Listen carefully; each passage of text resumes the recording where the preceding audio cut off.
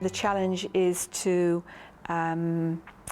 demonstrate the benefits to a wider group of course leaders.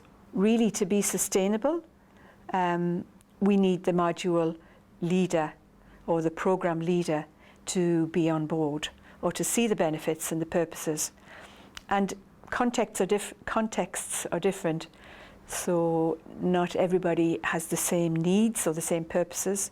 There are some practical things like copyright that we've had to look at in the last little while, particularly as they've moved out of the likes of Mahara, which was the walled garden model, which we could protect and password protect, but once they go public and they do want to use this kind of showcase element of the ePortfolio, then they've got to think about where did these images come from, have I acknowledged links and videos appropriately. The other side is just care, I suppose, around being in an online space, what you're writing about, that you don't refer to other students, without checking with them about something that they might have said, or you anonymise something if necessary. Well, the technical competency of some of them, or maybe it was their perception of their technical competency or lack of same, that caused problems. That first 2 to 3 hour workshop is always very tense.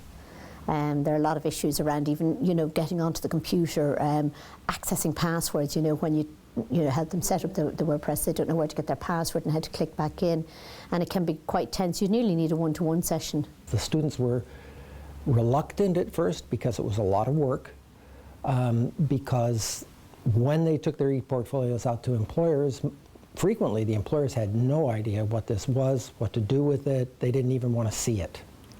So that was a frustration for the students. Knowing, again, which elements of the program should be in the portfolio was challenging for us and for the students. But the really big challenge was assessment. And we went through a whole series of different ways of approaching that. For at least one instance, we assessed the work only in the classes in which it took place, and the ePortfolio wasn't assessed separately. We also tried having each element assessed for its reflection in the ePortfolio, and then that reflection mark went back to the instructor in the class and was included in the course mark there. We also tried simply telling the students that the ePortfolio is a program requirement. So it's pass-fail, but you must submit it. But even in the condition of pass-fail, we felt that an important part of the ePortfolio was our feedback to the students.